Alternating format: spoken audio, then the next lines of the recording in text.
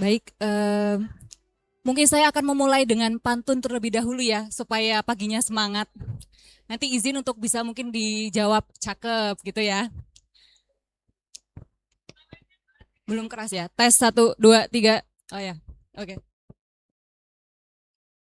Saya akan memulai dengan pantun ya Bapak Ibu ya, biar paginya bersemangat gitu.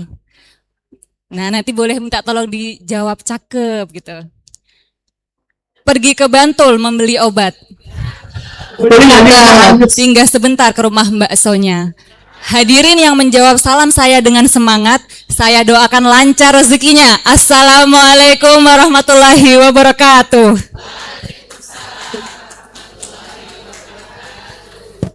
Yang terhormat kepada Kepala Dinas Kesehatan Kabupaten Bantul, Dr. Agustri Widiantara MMR.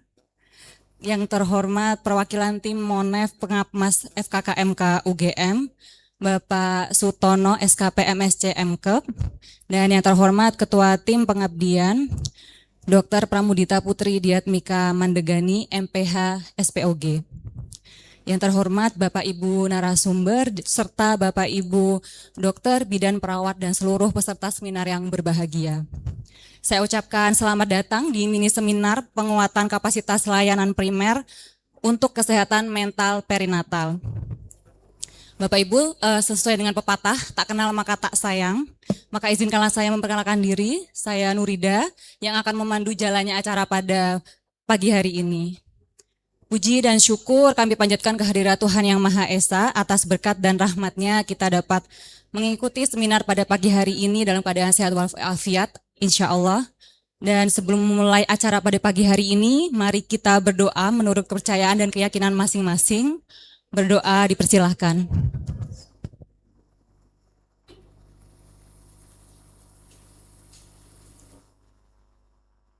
Terima kasih. Sebelum memulai acara, marilah kita menyanyikan lagu kebangsaan Indonesia Raya. Hadirin dipersilahkan untuk berdiri.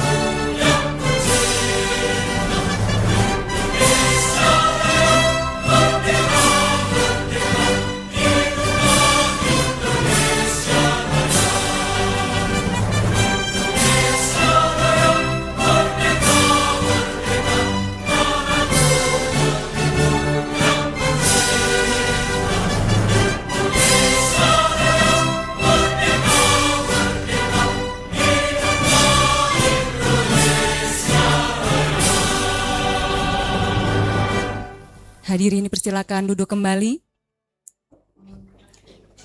Acara berikutnya adalah sambutan pembukaan yang akan disampaikan oleh Kepala Dinas Kesehatan Kabupaten Bantul kepada Bapak Dr. Agustri Widiantara MMR. Kami persilakan.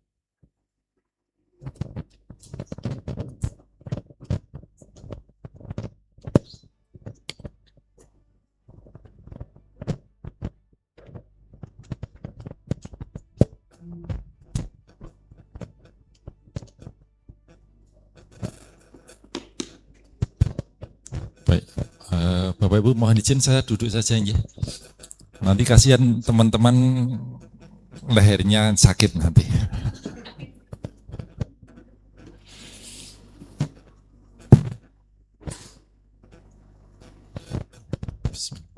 Assalamualaikum warahmatullahi wabarakatuh. Selamat pagi dan salam sejahtera bagi kita semua. Salam Om Swastiastu, Namo Buddhaya, salam kebajikan, salam sehat. Baik yang kami hormati,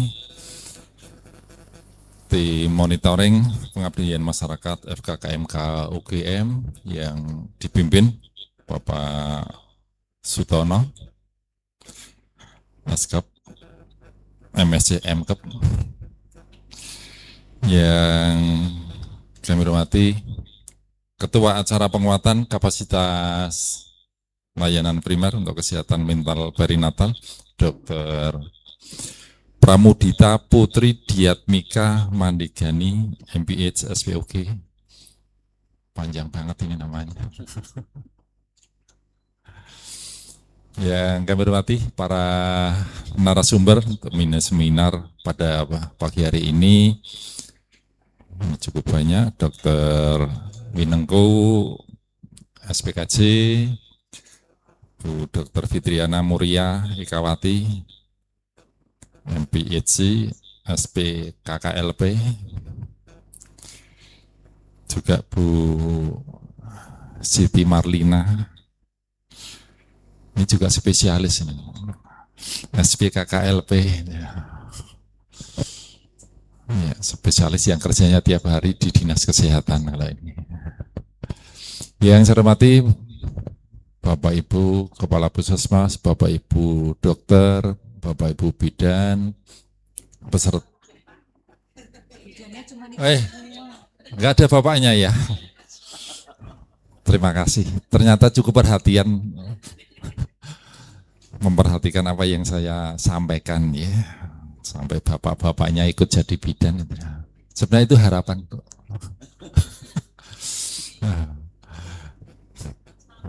Karena ini memang bidan ini memang spesial. Satu-satunya profesi kesehatan yang di peraturan perundang-undangnya sudah dituliskan dan tidak boleh diprotes. Di sana seorang wanita. Yang lainnya itu tidak ada batasan wanita ya. Ibu-ibu bidan dan juga Bapak Ibu peserta mini seminar secara online yang tidak bisa hadir di tempat ini ya. Dan semua hadirin yang mengikuti baik secara daring ataupun luring kegiatan pada hari ini. Yang pertama, marilah kita panjatkan puji dan syukur kehadirat Allah Subhanahu wa taala yang selalu melimpahkan rahmat hidayahnya kepada kita semua. Hari ini kita masih diberikan kesempatan, diberikan kesehatan untuk bisa bertemu di ruang serbaguna Dinas Kesehatan Kabupaten Bantul ini ya. Jadi ini nama resminya Hol Husada ya. Tapi sehari-harinya ini adalah ruang serbaguna ya. Kalau butuh pertemuan cukup banyak orang bisa di sini, tapi kadang-kadang ini juga jadi gudang juga.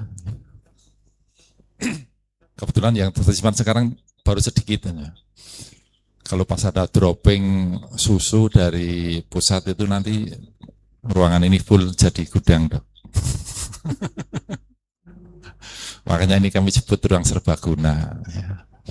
Nanti kalau ada ibu-ibu yang masih fase menyusui juga persilakan, karena di sini juga ada ruang menyusui, ruang memerah ASI juga ada di ruangan ini. Jadi kan playground juga ada. Pengen kembali ke masa anak-anak juga boleh nanti Bapak Ibu.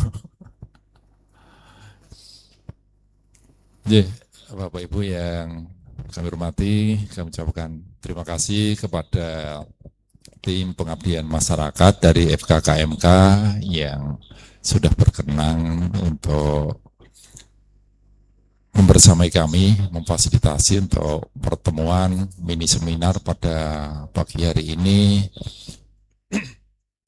Mudah-mudahan dengan kegiatan ini nantinya akan bisa membantu kami yang ada di Kabupaten Bantul untuk bisa mengatasi permasalahan-permasalahan kesehatan yang masih jadi PR di Kabupaten Bantul.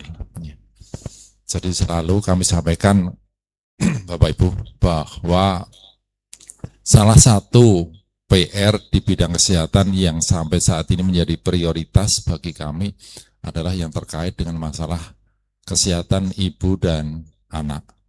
Nah, jadi ini masalah yang sudah kami coba untuk lakukan upaya-upaya bertahun-tahun yang lalu sampai sekarang angka kematian ibu, angka kematian bayi ini masih cukup besar. Bahkan juga stunting ini kalau di Kabupaten Bantul fluktuatif. Ya. Sekarang turun, 6 bulan besok dilakukan penimbangan, mungkin jumlahnya bisa naik lagi. Nah ini memang kita turunai yang seperti ini. Jadi karena yang stunting pun ketika sudah lulus, ternyata juga tidak selamanya lulus. Sudah lulus, kalau biasanya kalau mahasiswa itu remedi itu karena belum lulus. Ya. Tapi kalau stunting itu sudah lulus bisa remedi. Nah ini lucunya kalau stunting. Ya. Jadi ternyata masih banyak hal-hal yang terkait dengan permasalahan kesehatan ibu dan anak yang ada di Kabupaten Bantul yang harus kami tangani. Kemudian juga ditambah dengan permasalahan-permasalahan kesehatan jiwa yang ada di Kabupaten Bantul yang cukup tinggi. Ini yang bisa kita lihat dari angka kasus bunuh diri yang ada di Kabupaten Bantul. Kemarin di 2024 kasus bunuh diri di Kabupaten Bantul itu hampir menyamai Kabupaten Gunung Kidul yang selama ini menjadi juara terbanyak bunuh diri di DIY. Ya. Kok dilalahnya ini dua hal yang di Dinas Kesehatan ini yang membawai Bu Lina ini. itu terdakwanya. Jadi ada di Gigis Gawah di seksinya Bu Dr. Siti Marlina. Sehingga hari ini ya alhamdulillah nanti Bu Lina juga menjadi narasumber, nanti juga bisa sharing permasalahan-permasalahan yang terkait dengan masalah kesehatan ibu dan anak, juga masalah kesehatan jiwa.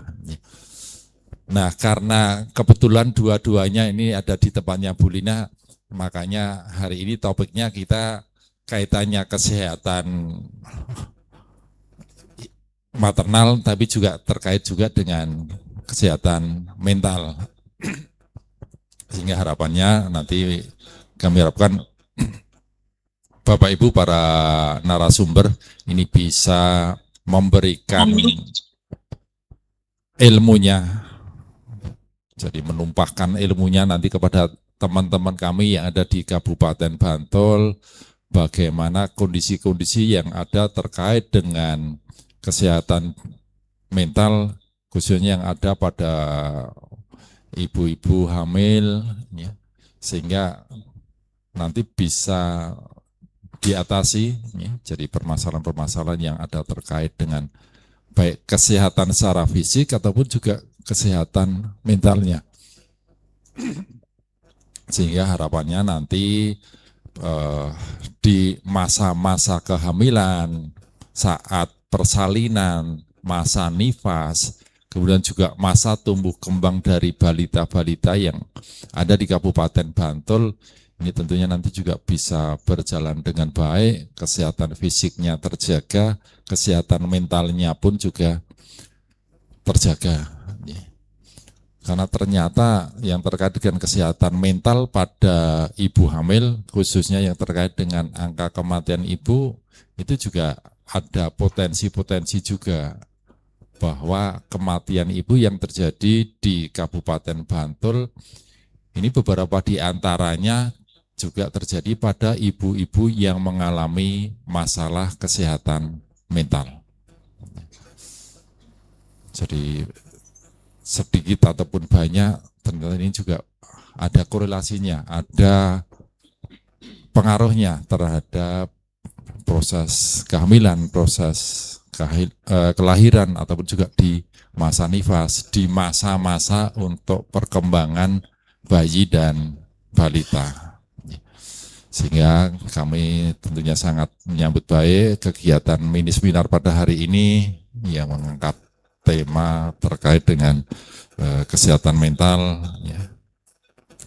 Ya, mudah-mudahan nanti dengan kegiatan mini seminar ini benar-benar kapasitas layanan primer di Kabupaten Bantul ini nanti bisa meningkat, dan juga kita berharap tidak hanya teman-teman puskesmas saja, tapi juga teman-teman yang ada di klinik-klinik Pratama, kemudian juga para dokter praktek mandiri, bidan praktek mandiri, ini juga bisa mendapatkan tambahan pengetahuan yang terkait dengan kesehatan mental, khususnya pada ibu hamil, pada masa-masa perinatal. Sehingga upaya-upaya kita bersama untuk bisa menurunkan permasalahan kesehatan terkait dengan ibu dan anak ini bisa kita lakukan di Kabupaten Bantul. Kalau selama ini di tingkat nasional yang selalu kita dengar eliminasi, bahkan sekarang yang lagi ngetren itu eliminasi ATM, AIDS, TBC, dan malaria. Nah ini kita juga bisa berharap nanti ada eliminasi bagi kasus-kasus yang terkait dengan kesehatan ibu dan anak. Ini yang kita harapkan dari agenda pada hari ini. Mudah-mudahan mini seminar ini nanti bisa benar-benar bermanfaat bagi kami yang ada di Kabupaten Bantul. Saya kira mekaten Bapak Ibu, Pak Tono, para narasumber, dan juga para peserta mini seminar hari ini. Dan kami ucapkan selamat mengikuti mini seminar ini. Semoga nanti bisa bermanfaat bagi kita, bisa meningkatkan kapasitas teman-teman di layanan primer, dan tentunya bisa bermanfaat bagi masyarakat Kabupaten Bantul. Terima kasih, kami akhiri. Assalamualaikum warahmatullahi wabarakatuh. Waalaikumsalam warahmatullahi wabarakatuh. Terima kasih kami ucapkan kepada Bapak Dr. Agustri Widiantara selaku Kepala Dinas Kesehatan Kabupaten Bantul atas sambutan dan arahannya. Berikutnya kita dengarkan sambutan dari Ketua Tim Pengabdian Masyarakat hari ini, yaitu Dr. Pramudita Putri Diatmika Mandegani MPH SPOG. Kepada Dr. Pramudita kami persilahkan. Ya, terima kasih MC. Assalamualaikum warahmatullahi wabarakatuh. Selamat pagi Bapak Ibu Dokter, yang terhormat Kepala Dinkes Kesehatan Kabupaten Kulon Progo. Bantul, astagfirullah nakan, alhamdulillah pada bangun. Saya yang belum bangun berarti, ya ampun, kurang tidur tadi malam. Oke, Bantul, Pak Agus, saya ketemu sama Dokter Agus ini kayaknya 2 tahun terakhir kemarin ya dokter ya. Ketemu lagi di Bantul sesuai dengan janji saya, karena saya sangat concern terhadap perinatal mental health. Alhamdulillah bisa kembali ke Bantul. Yang terhormat perwakilan dari Monef Pengabdian Masyarakat FKKMK UGM, Bapak Tono. Kemudian yang terhormat para pembicara, di sini kami berkolaborasi dengan KKLP, nanti ada dengan Dr. Fitri, kemudian dengan Ilmu Kesehatan Jiwa dengan Dr. Winengku, dan juga tidak lupa kami akan berkolaborasi dengan Dinkes Kesehatan Bantul pula dengan Bulina. Jadi nanti kami akan ada kolaborasi dari 4. Dan selamat pagi Bapak Ibu Dokter Bidan dari 27 perwakilan puskesmas di Kabupaten Bantul, dan juga di online ada dari vaskes primer lainnya, kalau tidak salah ada dari klinik Pratama, praktek dokter juga sudah hadir, kemudian juga ada PPDS Opskin dan PPDS Jiwa serta PPDS KKLP kami ikutkan secara online. Kami selaku ketua tim dari pengabdian masyarakat, kami mengangkat topik yaitu perinatal mental health awareness. Di sini hari ini adalah merupakan salah satu rangkaian perdana dari hibah pengabdian masyarakat kami, di mana awalnya itu diawali dari penelitian kami di tahun 2025. Kalau tidak salah di sini mungkin ada yang pernah bertemu karena puskesmasnya dijadikan site untuk penelitian, ada di 6 puskesmas di daerah Bantul. Kami melihat bagaimana problem dari perinatal mental health dari sisi tenaga kesehatannya di puskesmas dan juga dari sisi ibu hamilnya. Nah, dari hasil penelitian itu kami ingin sekali meningkatkan awareness baik dari sisi nakesnya. Yang pertama adalah layanan primer dulu, kemudian harapannya ke depan bisa kita tingkatkan di layanan yang di atasnya, dan juga nantinya harapan kami yang selanjutnya kita bisa turun ke ibu hamilnya. Nah, ini rangkaian yang pertama. Kemudian nanti yang kedua kita akan mengundang Bapak Ibu perwakilan dari 20 untuk kembali hadir. Kita akan mengadakan FGD. FGD tersebut harapannya kita bisa membuat salah satu bentuk model bahan untuk edukasi ke pasien, ibu hamilnya dan keluarganya, dan juga untuk membuat SOP yang bisa dijalankan secara bareng sama di Bantul. Jadi harapannya adalah tidak ada perbedaan SOP antara puskesmas X dengan puskesmas Y, di mana puskesmas X kagungan psikolog, namun di puskesmas Y mboten kagungan psikolog. Nah, itu harapannya nanti bisa terjadi bisa difasilitasi di pertemuan yang kedua. Kemudian nanti akan ada pertemuan yang ketiga setelah kita memiliki bahan edukasi untuk ibu hamilnya dan kita memiliki SOP yang sama di semua puskesmas di wilayah Bantul, kita bisa turun ke ibu hamilnya. Kemudian harapannya pada pagi hari ini materi-materi yang kami bawakan bisa meningkatkan kapasitas dari layanan primer. Kalau tidak salah, ingat dulu Dr. Agus pernah memberikan info bahwa beberapa tahun yang lalu ada dari NGO Australia yang memberikan materi terkait mental health pada ibu hamil. Benar ya, Dok? Ya. Namun tidak semua ibu dokter bidan dari puskesmas itu terlibat. Makanya hal ini kami bridging agar bisa updating lagi panjenengan-panjenengan yang belum bisa mendapatkan informasi, update ilmu dari yang sebelumnya bisa didapatkan di sini.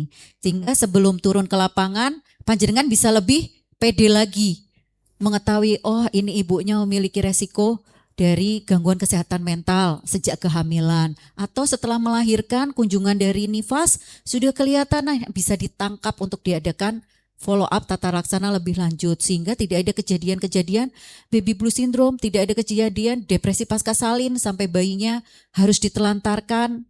Laporan-laporan itu tidak kita terima lagi. Ya, semoga pada pagi hari ini seminar bisa berjalan dengan baik dan membawa kemanfaatan untuk kita semua.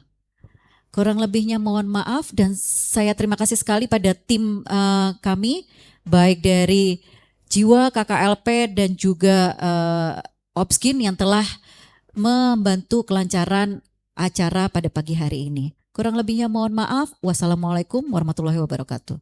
Waalaikumsalam warahmatullahi wabarakatuh. Terima kasih kepada Dr. Pramudita atas sambutannya. Selanjutnya mari kita dengarkan sambutan dari Ketua Tim Pengabdian Masyarakat UGM,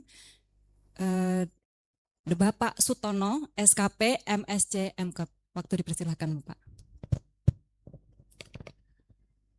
Terima kasih, Mbak.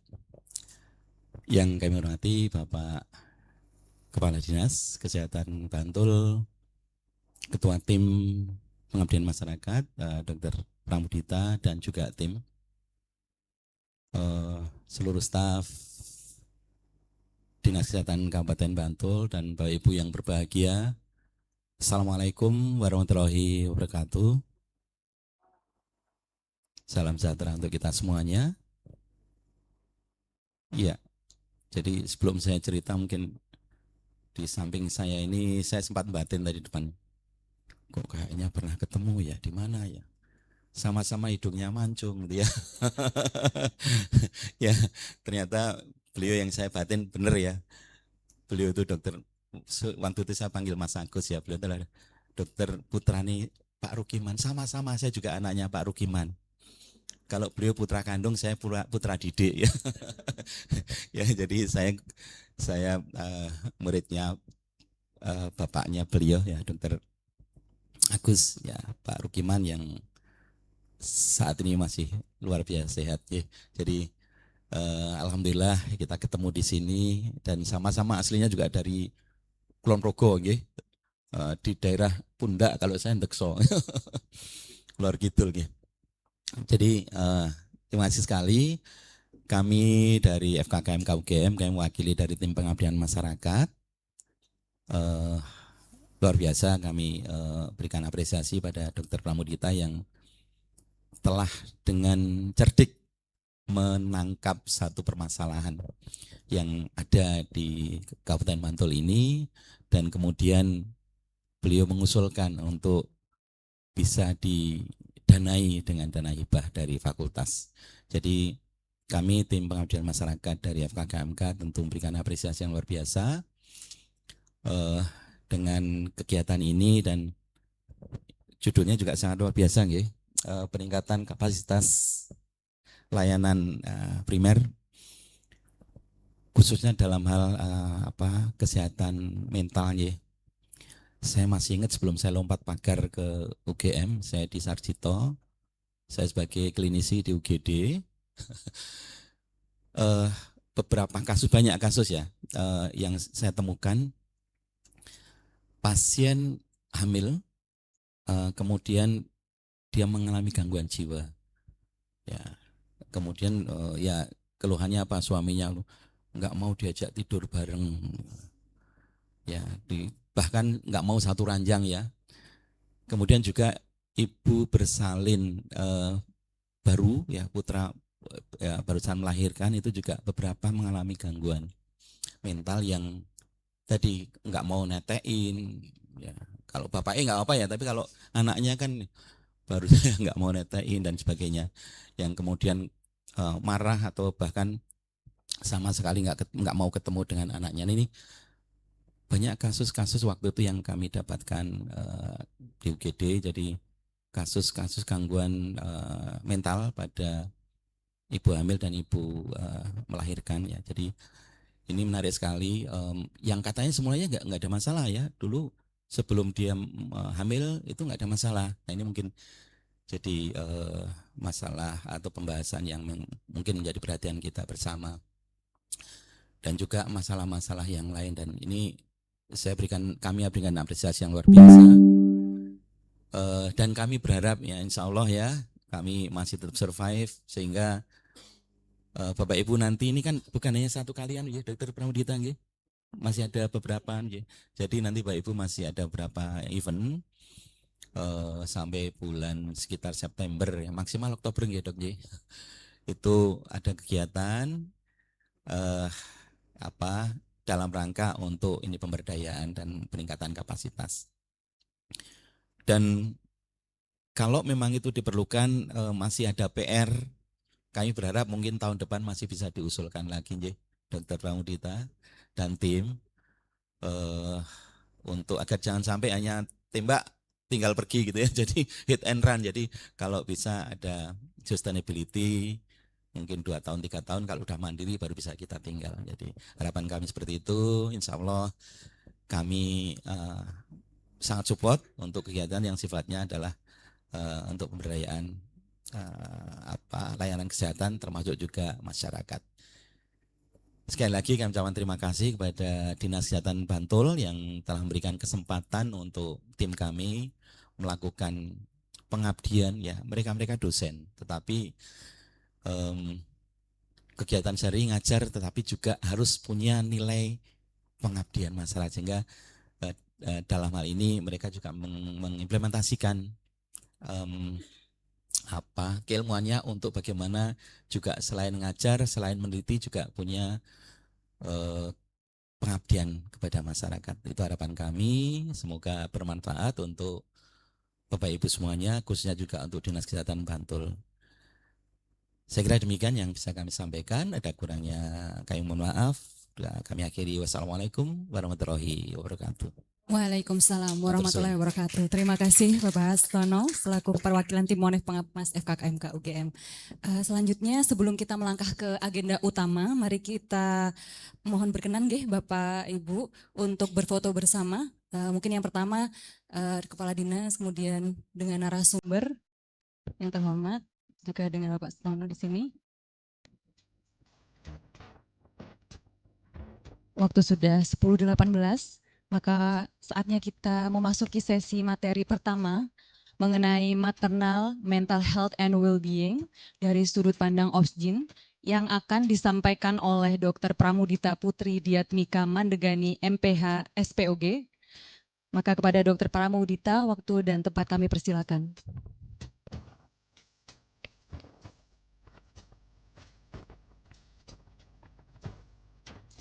Dr. Pramudita Putri Diatmika Mandegani atau yang sering kita sapa dengan Dr. Ega merupakan lulusan SPOG dari Universitas Gadjah Mada tahun 2021-2025. Kemudian beliau fokus keilmuannya adalah kesehatan reproduksi dan maternal health, juga depresi pasca salin dan kesehatan jiwa maternal. Kemudian beliau memiliki beberapa penelitian dan pengabdian, salah satunya adalah faktor resiko depresi pasca salin di RSKIA Sadewa di tahun 2022, kemudian evaluasi screening gangguan kesehatan jiwa di Puskesmas Wilayah Bantul di tahun 2025, dan beliau menghasilkan banyak publikasi dan karya di bidang obstetri sosial, ya, ada jurnal kesehatan reproduksi, kemudian presenter poster di LCOG World Congress di London juga. Baik, Dr. Ega. Dr. Ega juga di tahun 2025 membuat buku saku yang namanya Siap Hamil, datanya. Oh, dengan Dr. Fitri ya dok, untuk membuat buku Siap Hamil. Ya, baik. Mari kita dengarkan pemaparan materi spesial dari Dr. Pramudita Putri Diatmika Mandegani. Silakan dokter.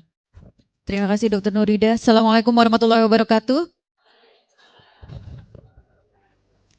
Saya di Bantul nggih, bukan di Kulon Progo. Siap. Oke, pada kesempatan pagi hari ini saya diberi kesempatan untuk membuka topiknya atau materinya dengan introduction terkait perinatal mental health and well-being. Perinatal mental health dan well-being berarti kesehatan mental perinatal dan kesejahteraan.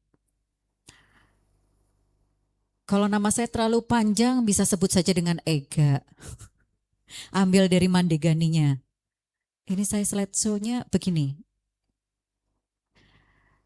Nanti untuk materinya kita insya Allah akan kompilasi di G Drive. Kemudian panjenengan tadi kalau sudah absen akan memberikan email kalau tidak salah ya.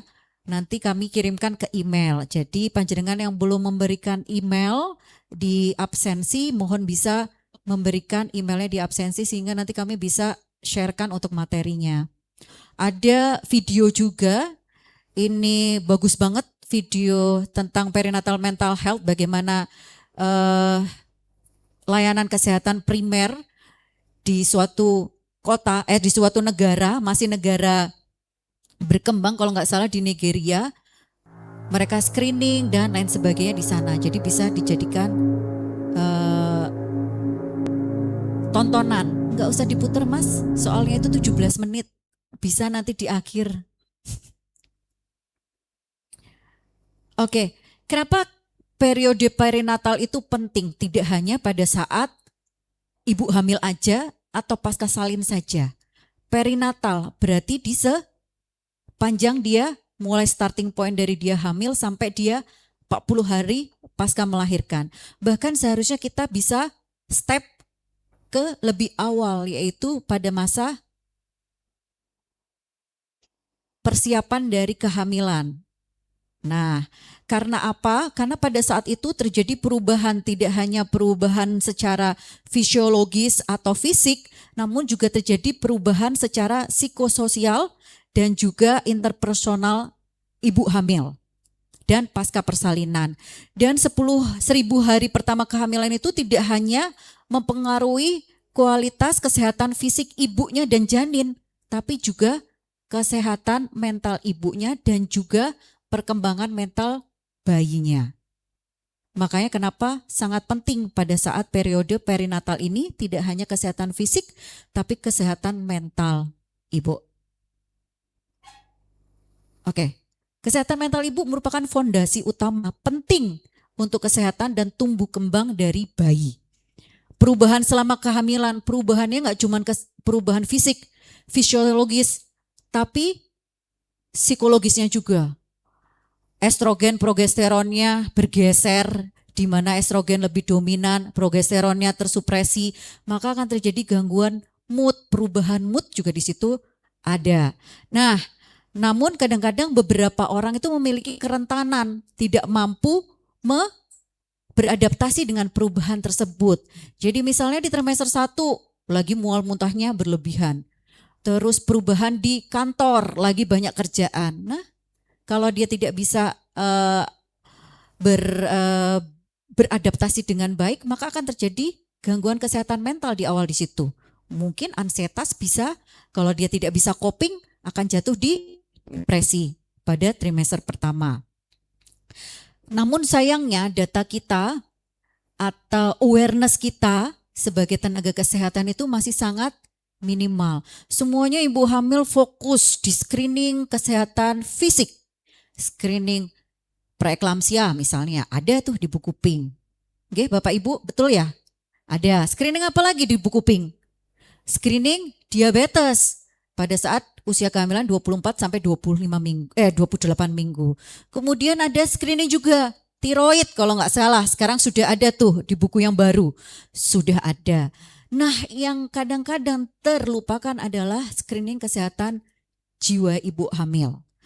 Di buku itu sudah ada, di buku yang keluaran baru itu udah muncul tuh print-printannya dari EPDS Score. Nah, prevalensinya padahal kalau secara global itu sekitar 10-13%. Namun laporan yang ada di Indonesia itu masih underreported. Karena apa? Kita belum punya datanya Bapak Ibu sekalian. Datanya kita itu baru adalah data gangguan kesehatan mental pada usia reproduksi tapi tidak spesify pada ibu hamil. Dan biasanya kalau kita punya data-data penelitian itu adalah di berbagai setting. Mungkin di Jawa Barat, daerah Jogja, daerah mana-mana. Jadi belum serempak secara nasional. Tapi alhamdulillah seharusnya mulai dari tahun 2025 kalau EPDS itu sudah bisa dikerjakan di semua vaskes primer, datanya baik, harusnya tahun depan atau tahun ini kita punya data nasionalnya yang bisa digunakan sehingga kita bisa melihat prevalensinya spesify pada ibu hamil dan pasca persalinan. Ini adalah prevalensinya. Kita bisa lihat di sini. Meta-analisis dari hampir 2.000 ibu hamil bahwa prevalensi depresi, gangguan kesehatan mental ibu hamil trimester 1, 2, 3 berbeda-beda, berubah-ubah. Pointer. Pada trimester 1 sekitar 7,5%, trimester 2 naik tuh 13%, trimester 3 stuck di 13%. Kenapa terjadi perubahan ini? Karena itu juga mengikuti perubahan fisiologis ibu hamilnya. Trimester 1 mungkin baru adaptasi. Ada beberapa yang sangat bahagia, ada beberapa yang tidak bahagia. Contoh yang tidak bahagia adalah kehamilan yang tidak direncanakan atau tidak diinginkan. Depresinya atau gangguan problematika mentalnya akan tinggi di semester 1. Tapi kalau sudah mereka bisa adaptasi dengan baik, coping mekanismenya bagus, maka dia akan membaik di trimester 2. Nah, muncul lagi akan di trimester 3 karena perbedaan problemnya akan berbeda. Ibu hamil sudah mulai enak nih, di trimester makannya sudah bagus, trimester 3 akan terjadi macam-macam problem seperti bentar lagi saya mau cuti nih, nanti persiapan buat nyusui gimana nih, anaknya nanti kalau saya sudah melahirkan habis cuti hamilnya 3 bulan nanti mau ngomong sama siapa nih. Nah itu ansietasnya udah mulai di trimester 3. Oke, ini sudah mau memasuki 40 minggu, 2 minggu lagi belum lahir, waduh habis ini mau diapain nih, diinduksi. Mulai di situ, makanya kenapa screening itu dikerjakan di trimester 1, diulang lagi di trimester 3. Karena mungkin kita bisa mengcapture banyak perubahan di situ. Slide. Yang tadi kesehatan mental, sekarang kita kesejahteraan atau well-being. Well-being ini kemampuan dalam menyeimbangkan sumber daya psikologi, sosial, fisik terhadap tantangan stres yang dihadapi. Makanya kesejahteraan masing-masing ibu atau ibu pasca salin akan berbeda tergantung bagaimana mereka coping mekanisme dari stresor yang dihadapi. Entah itu stresor dari dalam atau maupun stresor dari luar. Which is kita tahu kalau pasca persalinan stresornya munculnya dari banyaknya ibu-ibu dari luar. Banyak pasien saya datang supportnya itu di dalam bagus. Tapi dari luar, dokter, ibu saya ini masih, ibu mertua saya tinggal dengan ibu mertua saya ini masih kolot, masih ikut yang zaman dulu. Bayinya harus diginiin, harus giniin, habis itu ada pijat bayi. Saya nggak mampu untuk menolak karena itu ibu mertua. Karena dia tidak mau terjadi crash sama ibu mertuanya. Jadi problem kan, jadi sebenarnya problem yang menyebabkan stresor pada saat postpartum itu lebih besar stres dari luar.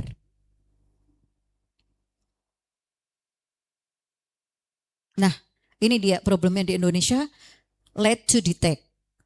Untuk mengurangi problematika late of detect sama under reporting dari gangguan kesehatan mental ibu hamil dan pasca persalinan, maka Kemenkes membuat screening tool yang bisa digunakan secara nasional. Tugas kita adalah sebenarnya men-screening, namun kita berhadapan dengan berbagai kondisi. Yang pertama adalah stigma sosial. Kalau kita mau screening ketemu sama ibu, kalau kita ngomong ini untuk screening kesehatan mental atau jiwa, ada beberapa stigma sosial yang muncul. Wah, aku sakit jiwa. Kan ada beberapa yang masih, kalau jiwa itu adalah, wah ini kenopo. Jadi kita akan muncul dengan stigma sosial tersebut. Kemudian keahlian. Bukan kadang-kadang, masih banyak nakes yang belum pede untuk melakukan screening. Atau belum pede, ilmunya belum nyampe atau tidak paham. Oleh karena itu kita memfasilitasi agenda kejahatan hari ini. Karena sebenarnya screening bisa dikerjakan oleh nakes dan itu mudah. Kalau spektrum kesehatan mental itu mulai dari primary dan secondary. Primary itu artinya dia sudah punya gangguan kesehatan mental sebelum dia hamil. Jadi misalnya pada saat dia muda, sebelum hamil nih dia sudah memang penderita depresi sampai menggunakan obat-obatan atau sudah penderita psikosis. Nah itu yang primary. Kalau yang secondary berarti yang dia baru muncul pada saat dia kondisi hamil. Sebelumnya dia tidak punya problem tersebut. Gangguan mental perinatal yang paling banyak ditemukan adalah yang paling pertama adalah ansietas, cemas. Cemas itu sudah gangguan kesehatan mental loh. Iya enggak dokter Winengku? Iya, sudah. Jadi bukan berarti baik-baik saja kalau sudah cemas. Karena cemas yang berlebihan akan jatuh ke depresi. Nah, kalau kondisinya pasca persalinan maka munculnya adalah baby blues syndrome atau postpartum blues dan yang lainnya. Ini spektrumnya kalau pasca persalinan mulai dari baby blues dulu. Baby blues itu sebenarnya masih minor. Dia bisa resolve dengan sendirinya. 80% ibu-ibu itu mengalami baby blues syndrome. Tapi dia bisa resolve, membaik dengan sendirinya beberapa minggu. Biasanya tidak lebih dari 3 minggu dia sudah kembali baik. Tapi kalau baby bluesnya jatuh sampai berbulan-bulan, dia sudah turun ke depresi. Gangguannya biasanya mudah menangis, cemas, hatinya jadi moody, nggak happy. Nah, kemudian ansietas, kemudian jatuh ke depresi. Yang paling buruk, yang paling berat adalah di psikosis. Ada halusinasi, keinginan untuk bunuh diri, keinginan untuk menyakiti bayinya, sudah di sana. Kalau etiologinya ada secara biologik, psikososial. Yang biologik biasanya karena perubahan hormonal selama hamil dan setelah persalinan itu berubah drastis. Kemudian psikologikal itu perubahan peran, hubungan dengan keluarganya, hubungan dengan suami berubah, tantangan menjadi orang tua beda, yang tadinya hanya berdua kemudian jadi bertiga, atau yang tadinya bertiga menjadi berempat. Kalau sosial, sekali lagi dampak dari luar, pekerjaan, tetangga, ibu mertua, ibu kandung, dan lain sebagainya. Nih, kalau kita lihat timelinenya, jadi pada saat prekonsepsi, perempuan-perempuan yang belum hamil, kemudian sudah memiliki existing mental health problem, psikosis, depresi, cemas, itu akan bisa lanjut pada saat dia hamil dan biasanya akan jadi tambah berat. Kemudian kalau pada saat persalinan, itu bisa baby blue syndrome, biasanya terjadi sebelum sudah resolve sendiri sebelum 3-4 minggu, tapi kalau sudah lewat dari itu bisa jatuh ke depresi. Kalau sudah ada gangguan-gangguan yang berat tadi sampai ingin bunuh diri, membunuh bayinya dan lain sebagainya, udah masuk ke psikosis. Umumnya underdiagnose dan perlu Bapak Ibu pahami bahwa cara mendiagnosis untuk gangguan kesehatan mental tidak bisa oleh tenaga kesehatan yang tidak berpengalaman. Biasanya itu diagnosisnya dikerjakan oleh teman-teman dari psikiatri maupun teman-teman dari psikolog, mungkin sudah belajar juga. Jadi Bapak Ibu di sini sebagai tombak utama di layanan primer, tugasnya adalah membantu kita untuk melakukan screening. Sekali lagi ini screening. Seberapa Ibu memiliki resiko, bukan memiliki diagnosis tersebut. Screeningnya banyak, screening toolnya. Kalau di Indonesia kita mengerjakannya 2 kali. Betul Ibu-Ibu? Betul. Kapan? Betul, trimester 1 dan trimester 3. Kalau pasca salin dikerjakannya berapa? Pada kapan? 1 kali. Saat KN berapa Bu? Betul. Nah, sip. Siapa yang bisa melakukan screening? Sebenarnya adalah tenaga kesehatan. Tidak harus teman-teman dari psikolog. Jadi Bu Bidan, Bu Dokter, Pak Dokter, Bu Perawat, Pak Perawat itu bisa untuk membantu melakukan screening. Karena screeningnya sangat mudah. Siapa sih yang perlu diprioritaskan? Screening ini sebenarnya untuk semua orang, semua ibu hamil. Tidak memperdulikan dia siapa dan dari apa. Tapi kalau boleh lebih diprioritaskan adalah remaja atau adolescent pregnancy, ibu dengan HIV, dengan status ekonomi sosial yang rendah, atau memiliki masalah-masalah yang lain itu lebih fokus untuk di screening. Screening tool ada berbagai macam-macam, nanti dari pembicara selanjutnya akan membahas juga, namun yang biasanya digunakan adalah EPDS yang ada di buku Pink. Ada 10 pertanyaan, kalau skornya adalah lebih dari sama dengan 13, maka ibu tersebut memiliki resiko adanya gangguan kesehatan jiwa dan dan membutuhkan tata laksana lebih lanjut. Oke, faktor resikonya banyak. Tadi adolescent pregnancy, ada sosial ekonomi statusnya sangat rendah, unwanted pregnancy, itu memiliki resiko-resiko gangguan kesehatan mental. Namun ada yang protective factor, dukungan paling penting. Entah itu dukungan dari bapak ibunya yang menemani kalau pasien ini belum menikah atau suaminya LDM, atau dari pasangannya. Apa sih konsekuensinya?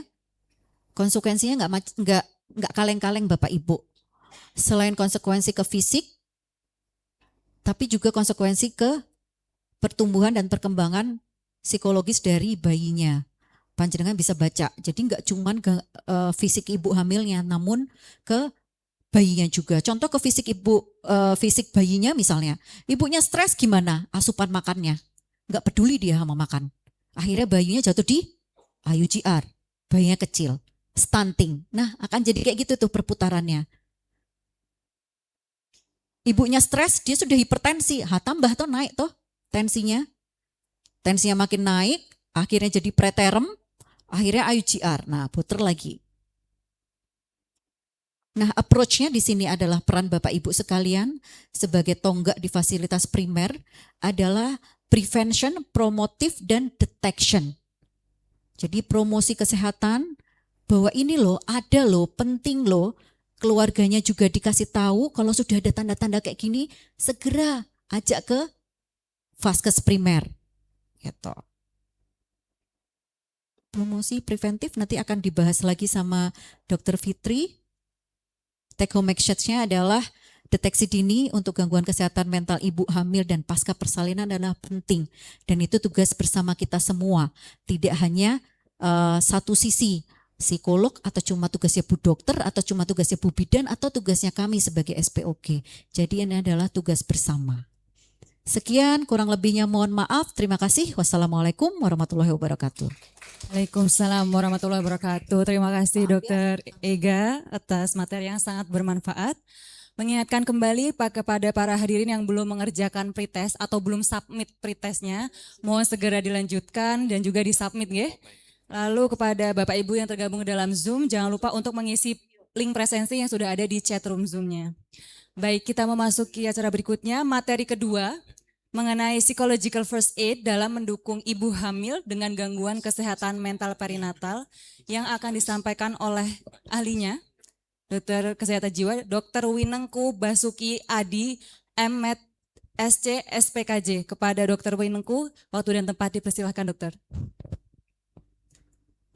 Dr. Winengku ini menempuh pendidikan Magister Kedokteran Klinis di FKKM KUGM tahun 2023 dan juga menempuh pendidikan dokter kejiwaan di tahun 2025. Ya, terima kasih. Monggo dokter. Oke, Assalamualaikum, selamat pagi Bapak Ibu sekalian. Ya, saya panggilannya Win ya, nama saya itu Jawa banget. Winengku Basuki Adi seperti itu. Tapi panggilannya Win. Kebetulan saya berdinas di Departemen Ilmu Kesehatan Jiwa di Rumah Sakit Sarjito dan juga kedokteran UGM. Nah, isu mental health itu sekarang tuh setelah COVID itu sangat seksi ya kalau kita bahas ya. Sangat meningkat sekali, apalagi kasus-kasus anak remaja. Banyak sekali gangguan perilaku, gangguan emosional, risiko bunuh diri. Untungnya itu sekarang dokter-dokter itu pada pengen jadi dokter psikiatri. Ya, di semester kemarin itu kita itu yang daftar sebanyak 41 ya. Dari 44. Trennya naik terus. Alhamdulillah banyak sekali yang pengen menjadi psikiater karena jumlah kita itu juga belum banyak dan kasusnya itu semakin meningkat. Nah, apalagi kasus anak dan remaja ini wah luar biasa.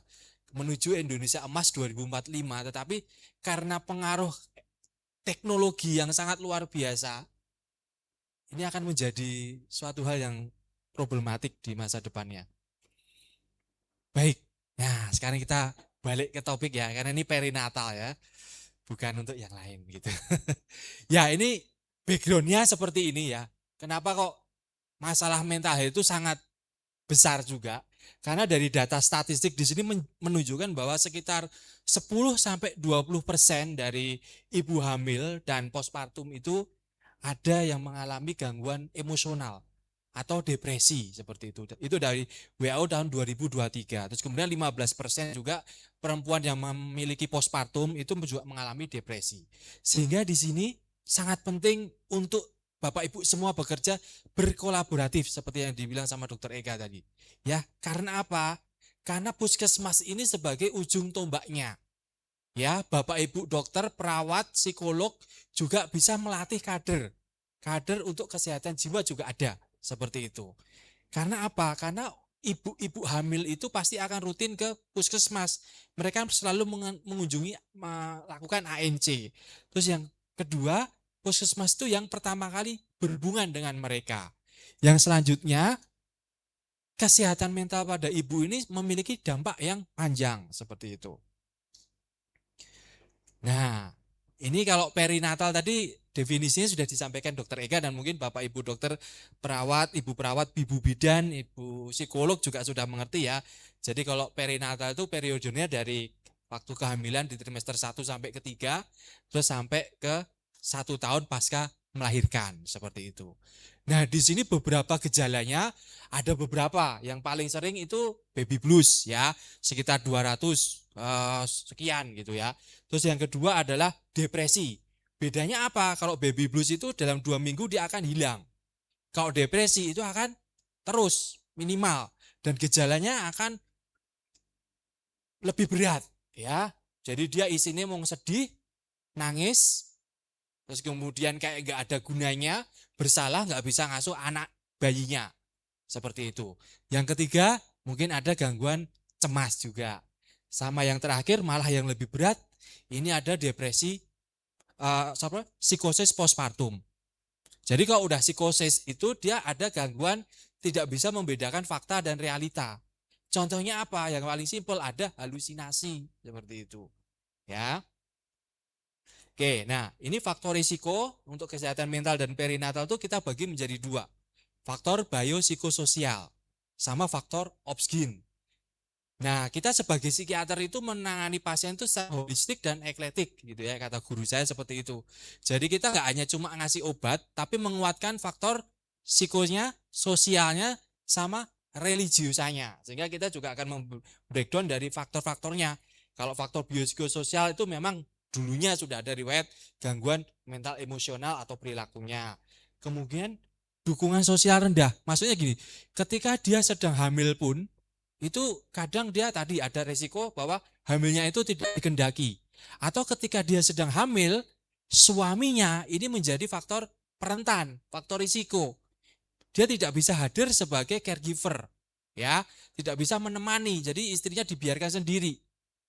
Disinilah pentingnya ya Bapak Ibu, ketika ibu-ibu yang lagi hamil, kemudian dia ada gangguan emosional itu bisa depresi atau cemas, itu bisa berefek ke bayinya. Seperti itu. Melalui mekanisme biologi, yaitu peningkatan kortisol dari ibu akan keluar lewat tali pusat itu, sehingga akan mengganggu otaknya si anak, karena di situ bisa terhubung kortisolnya.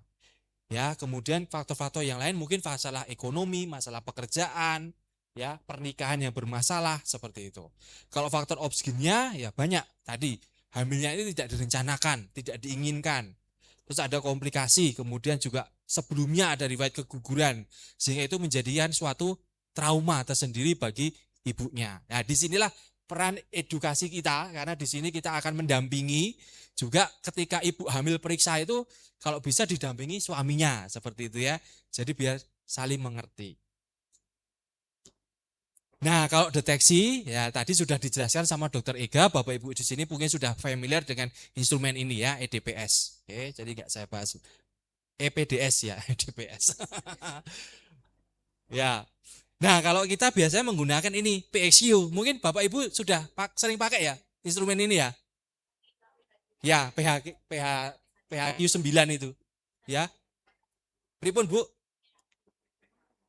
PHQ 4. Oh ya, enggak apa-apa. Ini nanti kita belajar PHQ 9. Ini juga bersifat sebagai screening ya.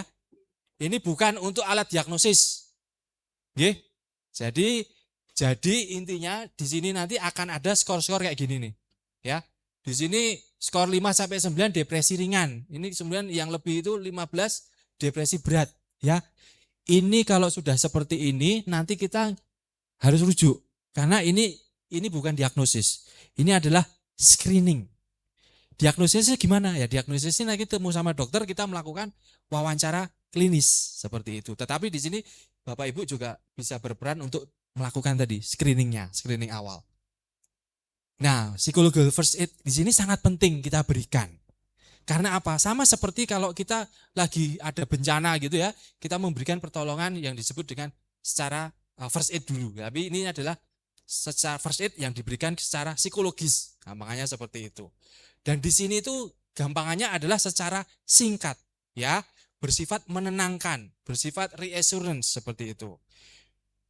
Di sini di sini kita tuliskan bahwa PFA itu adalah kehadiran yang tenang dan suportif, ya. Kemudian mendengarkan tanpa menghakimi. Jadi kadang ketika teman kita punya masalah pun kita datang mendengar itu sudah lumayan, gitu ya.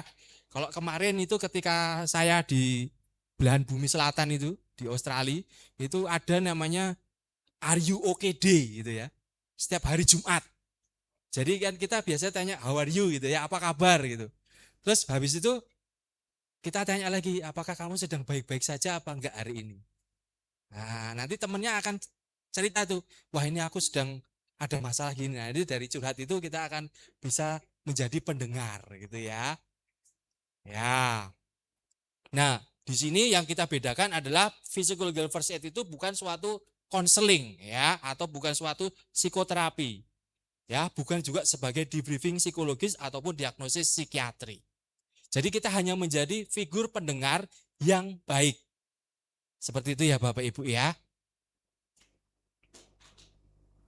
Nah, caranya sama itu kayak kita memeriksa ketika ada luka.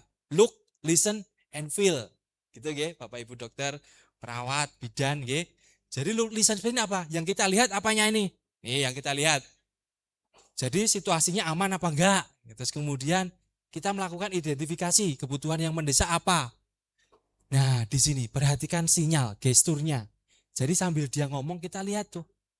Ya, jadi kita secara total itu melihat afeksi dari si pasiennya tadi, ya. Kemudian listen. Kita menjadi pendengar yang baik. Apa yang sedang dirasakan ibu waktu hamil? Oke. Terus kemudian kita hubungkan. Ya, kalau ibu ada suatu masalah, kita bantu menyelesaikannya. Seperti itu. Oke, next. Penerapannya bagaimana? Ya, penerapannya jelas. Yang pertama adalah pada saat kunjungan antenatal care. Ya, kita bisa memberikan screening EDPS tadi. EPDS ya. Berarti ini konsentrasi gitu. Dokternya salah. Kemudian saat persalinan sendiri gitu, kunjungan nifas. Nah, ini kunjungan nifas untuk tadi untuk melihat baby blues atau depresi postpartum atau psikosis postpartum ya. Sama pada saat minggu ke-6 ya, ada evaluasi pemulihan ini. Seperti itu. Dengan instrumen tadi, instrumen EP. Nah, benar juga akhirnya ya. Kalau saya PHQ 9 itu cepat gitu ya. Kalau EPDS sih balik-balik gitu. Nah, ini teknik komunikasi. Bapak Ibu ingat ada kalimat yang bersifat magic word sama strong word. Ya. Jadi kalimat yang bersifat menenangkan sama yang bersifat intimidatif seperti itu. Nah, contohnya nih minimalisasi versus validasi ya. Yang dihindari sudah biasa kok kabeh ibu iki ngrasake ngono gitu kan. Enggak baik, yang lebih baik gimana? Saya sedang mendengarkan ibu. Perasaan ibu itu valid. Nah, tidak apa-apa untuk merasakannya. Oke. Gitu ya, ini contohnya ya. Saya enggak bahas banyak-banyak. Terus kemudian tata laksana awal dan stabilisasi. Ya, ini amankan lingkungan, pemenuhan kebutuhan dasar, grounding sederhana. Grounding itu sama aja kayak kita melatih nafas ya. Jadi kalau ibunya lagi tegang, lagi sedih, cara ajarkan adalah dengan teknik relaksasi. Nanti ibu-ibu bisa melihat di YouTube itu ya, cara relaksasi atau teknik grounding gitu ya. Waktunya terbatas soalnya saya. Kapan dirujuk? Nah itu tadi, ketika tadi screening PHQ 9-nya atau EPDS-nya bermasalah ya. Nah, terus kemudian malah ada, wes dok, saya kok rasanya sudah putus asa, saya sudah nggak nyaman, saya kok kayaknya nggak ada temen, kehamilan ini nggak ada gunanya. Itu sudah benar-benar putus asa, ya sudah kita bantu ke psikolog atau ke psikiater seperti itu. Ya di psikiater nggak melulu dengan obat ya Bapak Ibu ya. Jadi kita ada yang namanya psikoterapi. Jadi kita tadi tidak selalu ke psikiater itu harus dapat obat gitu ya. Jadi itu untuk menghilangkan stigma juga, kalau ke psikiater mesti mau dikai obat tok gitu enggak. ya. Terus kemudian kita dokumentasi ya semua peralatan yang kita lakukan, terus kemudian alur rujukannya seperti biasa.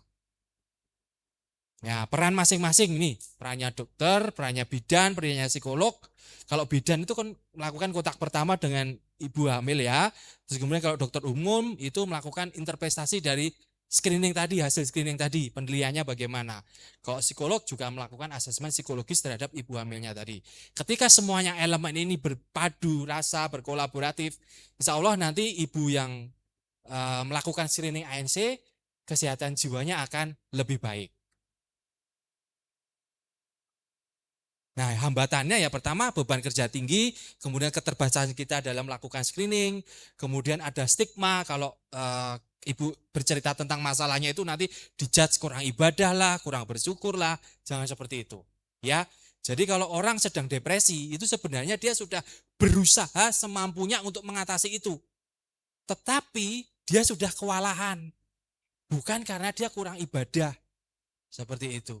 Jadi karena kalau secara biologi itu bisa diterangkan itu mekanisme di otaknya atau kesambet, nah itu beda lagi itu. Oke, jadi bukan karena kesambet gitu ya, dimasuki jin itu kan banyak itu stigmanya. Nah ini cukup ini 2 menit tadi Mbak ya. Ya jadi kesimpulannya psikologi first aid itu adalah kompetensi dasar, kemudian deteksi dini ini adalah sangat memberikan makna. Kenapa? Karena semakin cepat kita bisa mengetahui risikonya, maka semakin baik itu prognosisnya. Seperti itu ya. Nah, tadi yang 3, look, listen, link, itu sama aja kita melihat masalahnya, kemudian bagaimana kita menyelesaikannya di link tadi. Yang terakhir, saya ingatkan Bapak Ibu dokter, psikolog, Ibu bidan, Ibu perawat, kolaborasi dari masing-masing tenaga kesehatan itu sangat menentukan kesejahteraan mental pada ibu hamil maupun masa perinatalnya juga. Demikian dari kami, ini referensi yang kami gunakan. Terima kasih. Assalamualaikum warahmatullahi wabarakatuh. Selamat pagi, salam sejahtera, dan sehat semua. Kita lanjutkan ke materi ketiga mengenai strategi layanan primer dalam meningkatkan kesehatan mental ibu hamil yang akan disampaikan oleh Dr. Fitriana Muria Ekawati, MPHC, SPKKLP PhD. Monggo dokter, kepada Dr. Fitriana, waktu dan tempat dipersilakan. Terima kasih Kakak. Assalamualaikum ibu-ibu sekalian. Ini entah keberapa kalinya saya ke Bantul, pokoknya udah sering gitu ya. Bapak Ibu yang sudah sering ketemu di sini ya, sampai ketemu kembali gitu. Nanti di sini kita belajar bareng sebenarnya. Kalau tadi pertanyaannya, kalau kita cuma adanya psikolog hari Selasa, kita Senin sampai Kamis ngapain gitu ya.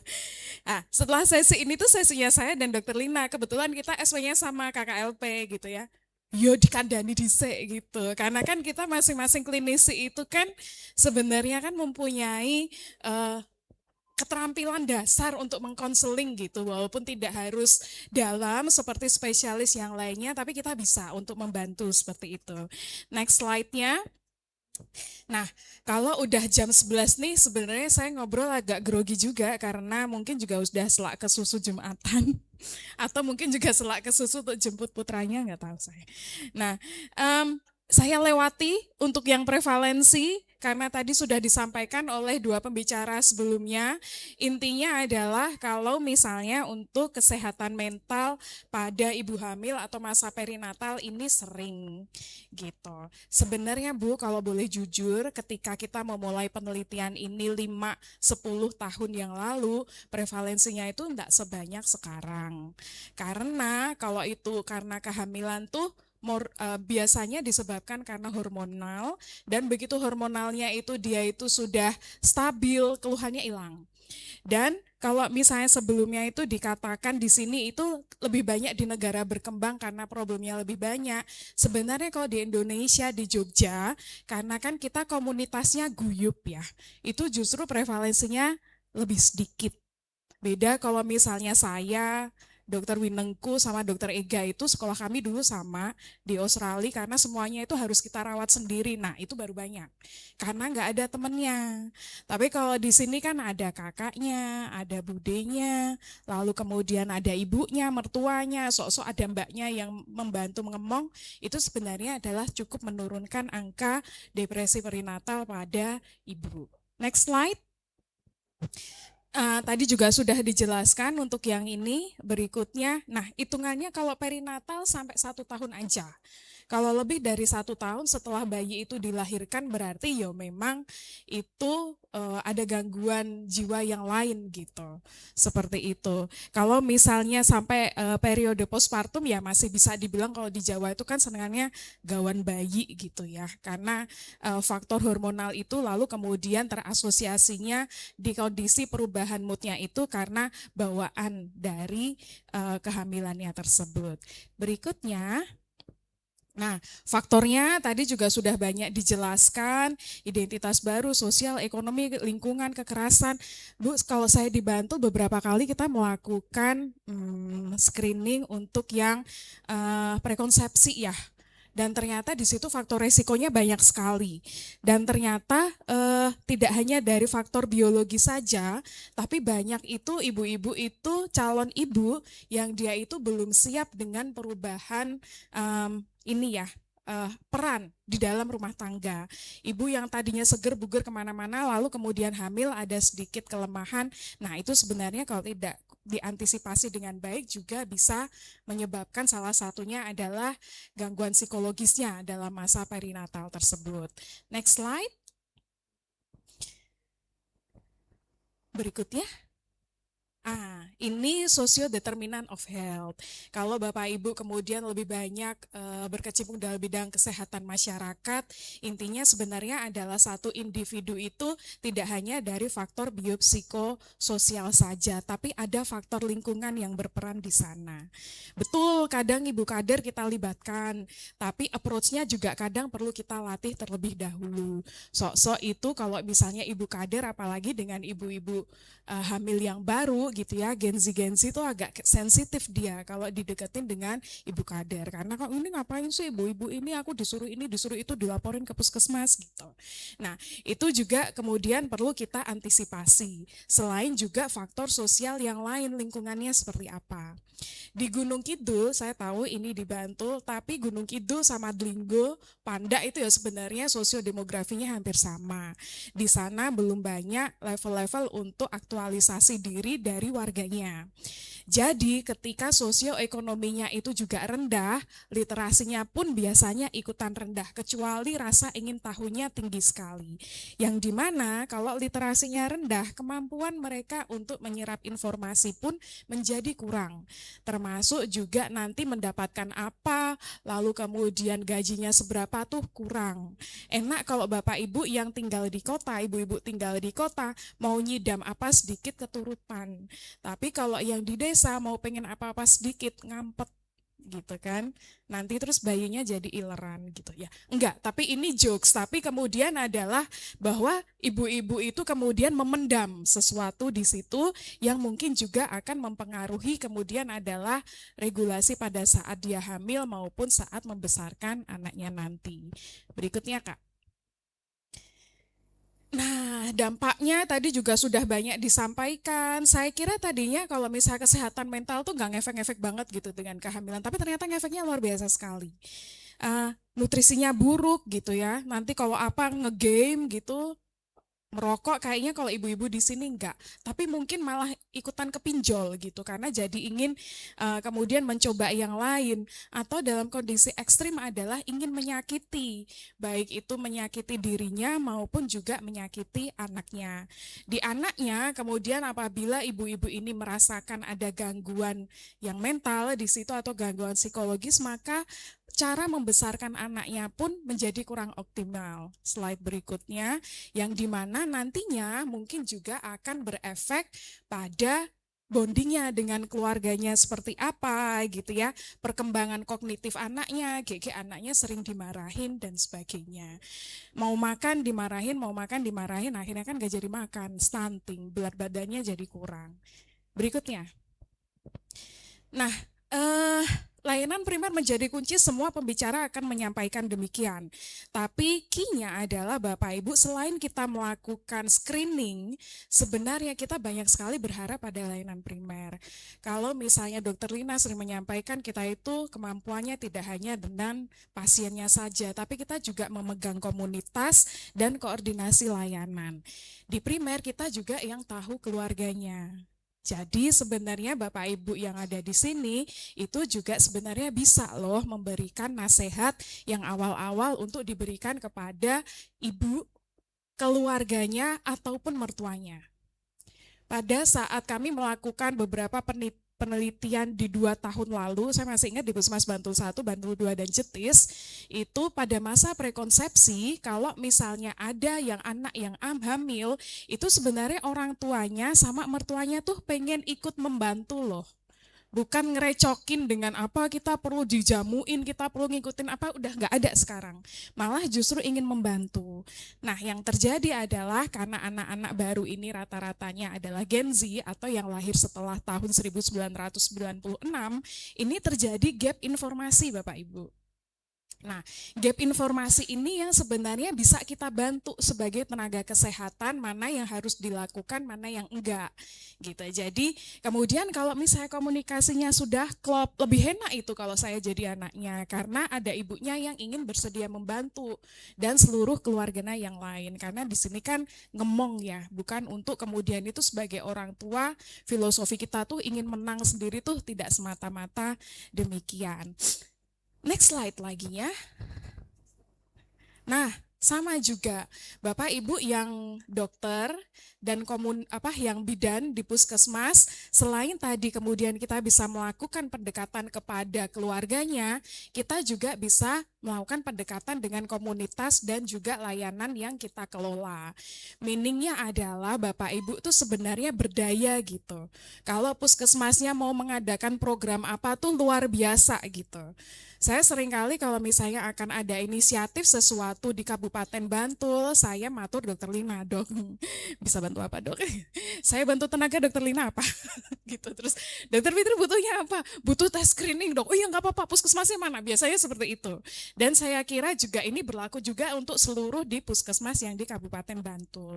Jadi kalau misalnya Bapak Ibu ingin menunjukkan satu inovasi untuk kesehatan mental ini sebenarnya pun bisa.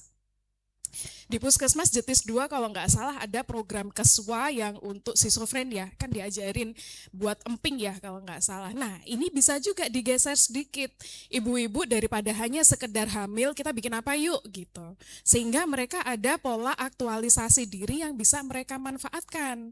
Nggak melulu kepikiran perutnya aja, nggak melulu kalau kepikiran dengan misalnya kontrol kehamilan itu, wah ini kok HB-nya kurang gitu, lama-lama kan juga kepikiran, sedih terus gitu.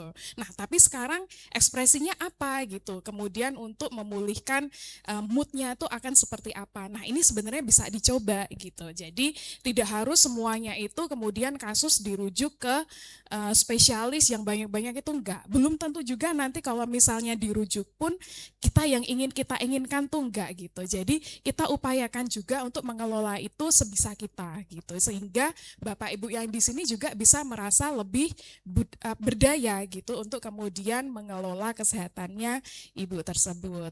Slide lagi. Nah, WHO merekomendasikan screening pada masa segini. Ya, pakai apa? EDPS atau misalnya Edinburgh perinatal. Ya. Bu, itu EPDS sama EDPS itu kebolak-balik gitu ya. Karena kita itu belakangan kalau bulan Agustus, September, Oktober itu di kedokteran tuh sering diminta untuk ngisi AMI, audit mutu internal. Kuesionernya dengan EDPS, kalau yang ini EPDS, jadi sering kebolak-balik gitu. Nah, Edinburgh perinatal ini kemudian ada 2 yang sering dipakai. Tadi saya mendengar ada PHQ 4.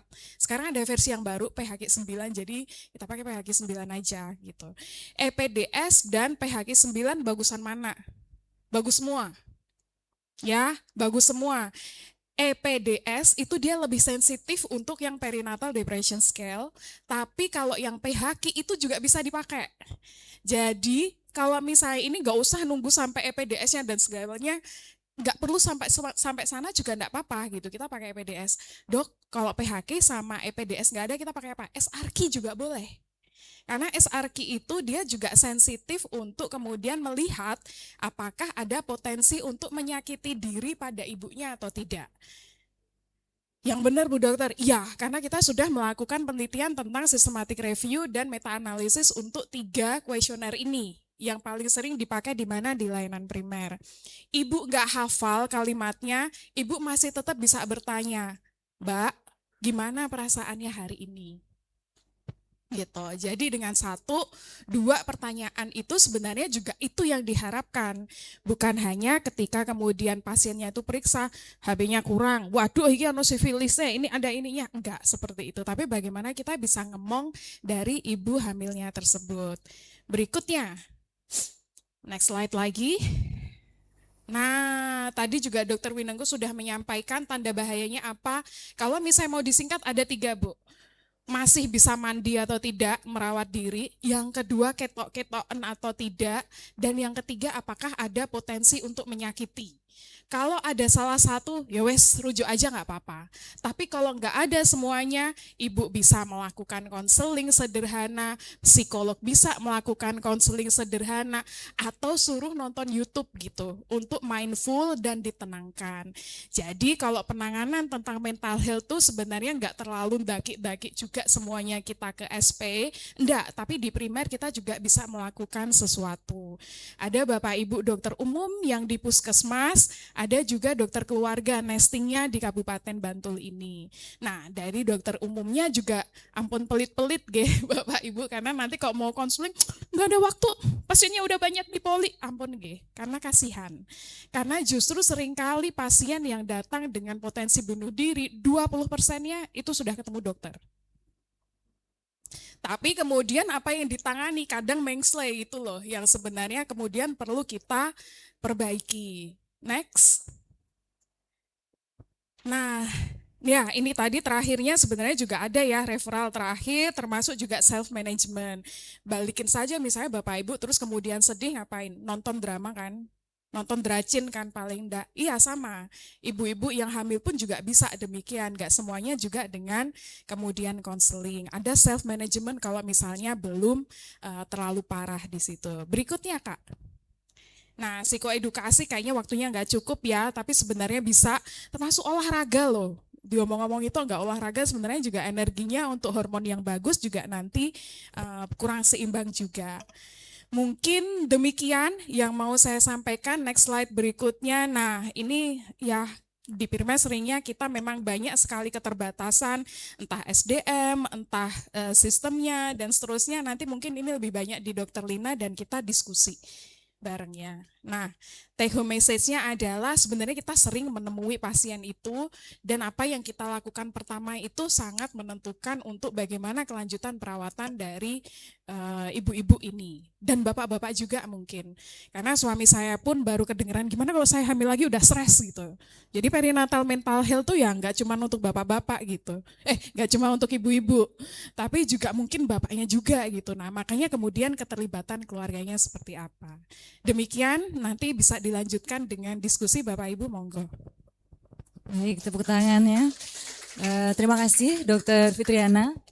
Kemudian kita akan masuk ke materi keempat mengenai kebijakan program kesehatan jiwa ibu hamil di Kabupaten Bantul yang akan disampaikan oleh tim Keswa Dinas Kesehatan Kabupaten Bantul. Ibu Lia. Ibu Dr. Siti Marlina, pendidikan dokternya di FKUGM, kemudian S2-nya di IKK FKUGM lagi, dan sertifikat pengakuan KKLP-nya di 2021 di UGM juga nggih, ya. Dokter. Monggo dipersilahkan, ya, Dokter. Terima kasih, Dokter. Terima kasih. Assalamualaikum warahmatullahi wabarakatuh. Jadi, oke. Ya, mudah-mudahan nggak capek ya. Kalau mau yang Jumatan nanti ada Pak Yusuf, Pak Agung, silakan nanti mudah-mudahan nggak sampai Jumatan udah selesai gitu ya. Oke, baik. Terima kasih Dr. Eka dan tim yang sudah memberikan kesempatan kepada Dinas Kesehatan untuk kolaborasi dengan FKK MKUGM dalam kapasitas layanan primer untuk kesehatan mental perinatal. Ini saya yang operasionalkan atau? Oh ya, oke. Ya. Ini kabar-kabar yang sering kita baca nggih, mulai dari yang depresi, baby blues, kemudian yang percobaan bunuh diri, bahkan sampai yang nggak ada bunuh diri. Dan tadi pagi kunting di WA saya ada yang, "Dok, ini ada kasus nih, ibu hamil G2 P1A0 usia 8 minggu, tadi malam jam 1 malam minum apa? Minum sunlight." Saya bayangin minum sunlight lupuk-lupuk gitu ya. Dia upaya bunuh diri. Ya, tadi malam. Ya, jam 1 pagi saya terimanya pagi ini. Ternyata ini kasus real ya. Ya, kok ya tanggung ya. Ya, tanggung. Nah, kemudian ini yang kasus yang tadi pagi saya terima. Berapa bulan tahun kemarin mungkin ya, di teman-teman puskesmas ada yang bipolar, ya, yang mau bunuh anaknya, yang mau bunuh dirinya sendiri gitu ya. Menyakiti di sini kan kasusnya di Bantul itu banyak. Hanya saja di Bantul itu tidak seviral yang ada di media massa. Ya, yang ini di Jogja ada nggak ada? Ternyata ada yang berusaha bunuh diri atau menyakiti diri di flyover Janti. Ya, ini kan sangat meresahkan ya. Dan saya kira tadi kalau menjawab pertanyaannya Bu Endah tadi terkait ini kalau skornya 13 ini diapain gitu kan? Bu, jenengan itu lebih pintar komunikasi dengan pasien sampai pasien jenengan terkendil-kendil dengan jenengan. Ya, Bu Bidan, Bu Dokter, ini kan semuanya komunikasinya sangat baik. Begitu ketemu 13, itu pasti jenengan, Bu, onten nopo, dan lain seterusnya. Pasti ada dialog di situ. Ya, dan itu bisa jenengan lakukan sendiri dengan konsep P3LP pada ibu hamil atau masa nifas gitu ya, dengan look, listen, dan link tadi. Itu sangat mungkin kita bisa lakukan sebelum nanti didiagnosa oleh dokter ataupun psikolog klinis seperti itu. Dan saya kira yang penting adalah nanti bagaimana kita bisa tahu secara cepat hasil dari screening EPDS itu gitu. Oke, saya lanjutkan. Ini terkait dengan epidemiologi, prevalensi, saya lewati saja. Tadi sudah banyak disampaikan dari 3 narasumber. Dan yang ini mungkin yang belum disampaikan adalah bagaimana ternyata yang mengalami depresi itu yang berobatnya cuma sangat sedikit. Ya, banyak yang putus obat atau tidak mengikuti pengobatan secara rutin. Ya, kalau ibu hamil apakah bisa minum obat untuk depresi dan lainnya? Bisa ya. Mungkin kita rujuk dulu ke rumah sakit gitu. Karena mungkin kita bukan di ranahnya kompetensi FKTP gitu ya. Nah, ini yang prihatin nih, yang perlu diupayakan terus di follow up pasien-pasien kita itu. Kemudian ini dampaknya tadi juga sudah disampaikan oleh ketiga narasumber. Nah, ini rapotnya panjenengan Ibu-ibu. Ya. Jadi kalau kita melihat ya, sebentar saya sebelumnya mau tanya, Ibu-ibu kalau pasiennya itu ibu hamilnya screening, jenengan tahu hasilnya itu kapan? Saat itu kalau yang pakai apa? Screeningnya dengan metode pakai kertas. Kalau yang G-form? Kalau pakai G-form bisa keterangan di bawahnya. Kalau yang pakai SIMKeswa? Langsung kalau kita buka SIMKeswa. Kalau enggak buka dari isian pasien bisa. Oke ya. Oke, jadi semuanya bisa cepat ya. Hanya saja tindak lanjut kita yang enggak bisa cepat. Oke, ini adalah rapot dari teman-teman semuanya. Di sini kita melihat ya, ada dari puskesmas mana ini? Di puskesmas yang agak sering ya, kita kan ada 10 pertanyaan ya. Yang agak sering nomor 10 itu adalah indikasi untuk menyakiti diri sendiri. Itu banyak di Banguntapan 2. Nah, kalau ini ternotif enggak? 20 ini siapa wae toh? Apakah 20 ini sudah ditindaklanjuti? Dokter Dokter Ateh tahu nggak dok ada ini?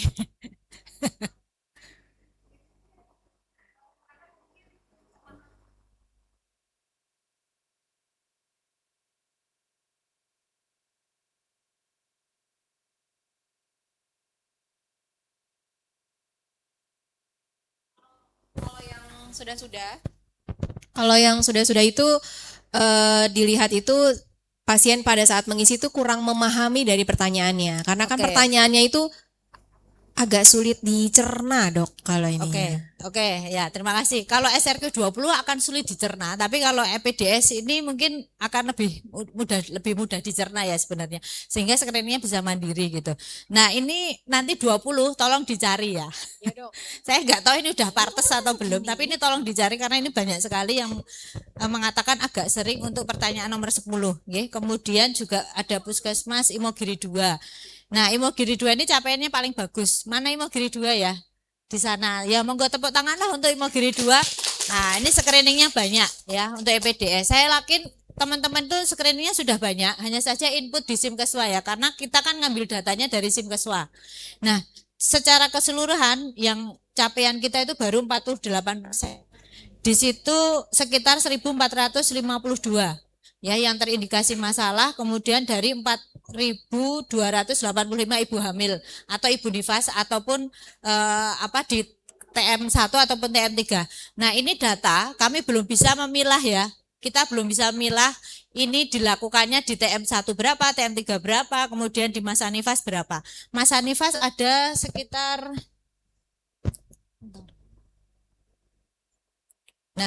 masa nifas ada 242. Sementara kelahiran hidup kita sudah ada 4 ribuan. Jadi sebenarnya kalau kita melihat screening kita itu sebenarnya sudah dilakukan semuanya atau belum pada semua sasaran? Belum. Ya toh? Ya, belum. Kemudian apakah yang sudah ditemukan masalah, ada indikasi masalah, sudah kita tidak lanjuti semua atau belum? Saya juga belum. Ya, sehingga tadi banyak ya terlambat dideteksi, kemudian terlambat untuk ditindaklanjuti. Ini PR kita Bapak teman-teman semuanya, ya. Nah, terkait dengan upaya promotif preventif ini juga tadi sudah banyak disampaikan. Jadi kita mengacu pada siklus hidup ya, dari dari ibu hamil sampai mau meninggal lansia itu semuanya kita deteksi dengan screening jiwa. Nah, termasuk sasarannya kita adalah ibu hamil. Kalau CKG kan semuanya dideteksi ya, tapi CKG pada ibu hamil kan nggak ada. Dalam arti itu sudah masuk di proses ANC yang minimal 6 kali gitu. Nah, ini yang kita perlu tingkatkan untuk screening kita, mulai dari jumlahnya, frekuensi, kemudian sesuai dengan standarnya, kemudian juga tata laksananya, dan yang pasti adalah input pelaporannya gitu. Ya. Oke, saya lanjutkan. Nah, ini nggih. Jadi apakah hanya sebelumnya bisa di-back mboten nggih, Dok? Sebelumnya lagi yang ke atas lagi. Nah, ini ya. Jadi kalau kita melihat ANC terpadu 12T, itu salah satunya kan ada screening jiwa yang dilakukan di TM1, kepencet lagi. Nah, kemudian di K5 ya, K1 kunjungan pertama, kemudian kunjungan 5 itu 32 minggu sampai 36 minggu, kemudian masa nifas di KF3. Tetapi kalau misalnya teman-teman itu menemukan indikasi medis atau indikasi kok ini ibunya seperti bermasalah, silahkan dilakukan kapanpun ketemu dengan ibu hamil tersebut. Seperti itu. Jadi jangan nunggu sudah tak lakukan, yang penting kewajibanku selesai gitu, jangan. Ya. Kalau kita tidak mengenali secara dini, ya kita akan terlambat untuk penanganannya. Oke. Nah, ini yang sudah kita lakukan ya. Dengan siapa? Bisa dengan dokter, ya, terus kemudian dengan teman bidan, ya, dengan cara berbagai macam cara tadi itu kita bisa lakukan. Oke. Nah, ini yang ada di buku KIA. Yang kemarin menjadi pesan dari Dokter Ega itu adalah di buku KIA itu sering kosong. Tidak diisi hasil screeningnya itu apa gitu. Jadi bagaimana kita mau mengedukasi ibu hamil, bagaimana ibu hamil ini tahu hasil screening kesehatan mentalnya gitu. Kalau di buku KIA juga tidak tertulis.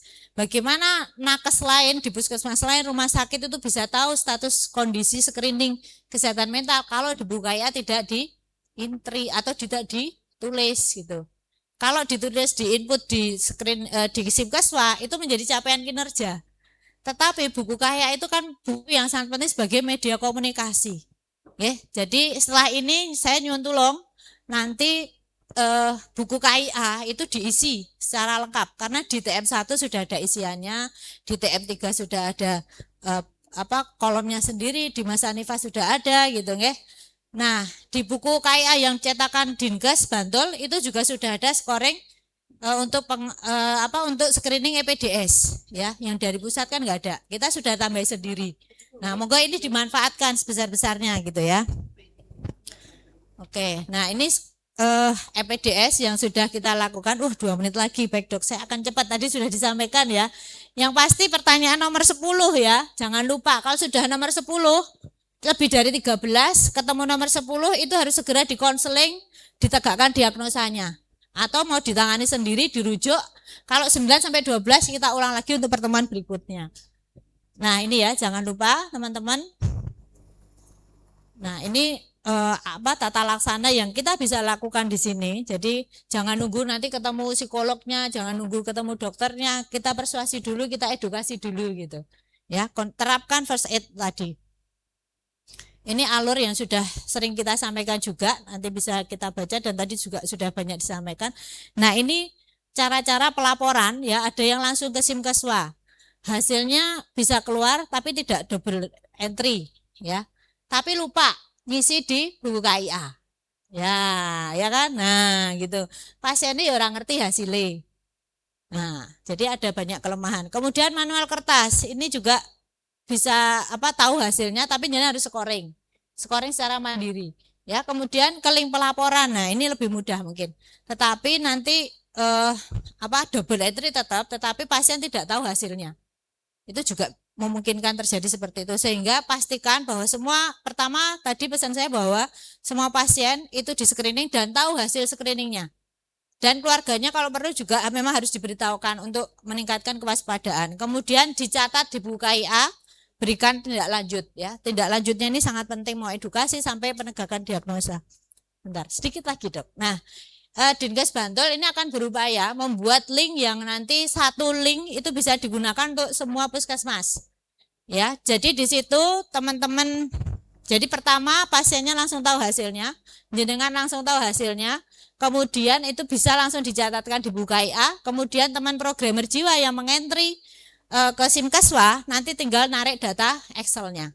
Ya, doakan kami ini bisa terrealisasi dengan segera ya, dan data itu bisa diekspor ke Simkeswa. Jadi enggak satu-satu ngentri gitu ya, harapannya seperti itu.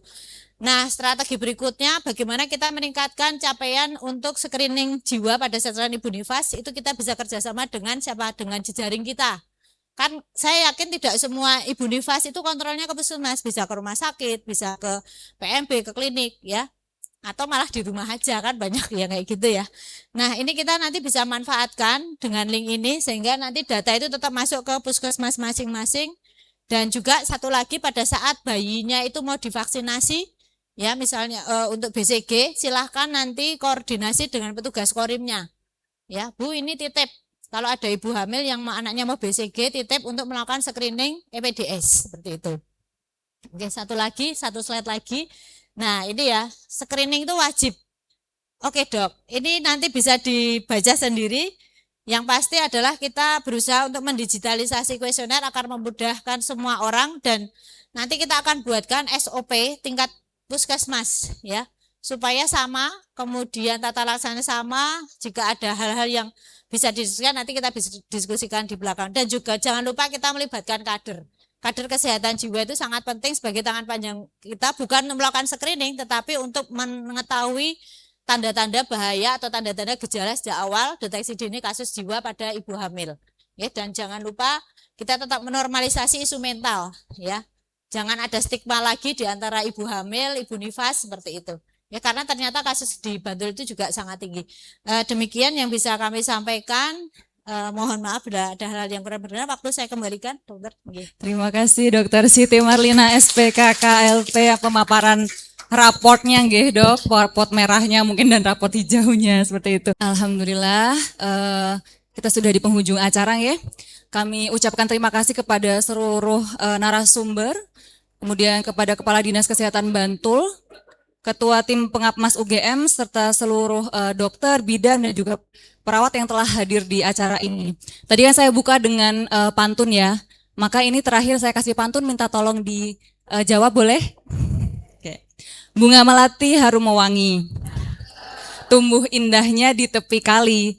Cukup sekian acara hari ini, sampai jumpa di lain kali. Saya mewakili panitia, memohon maaf atas segala kekurangan. Terima kasih. Wassalamualaikum warahmatullahi wabarakatuh. Selamat siang dan salam sehat semuanya.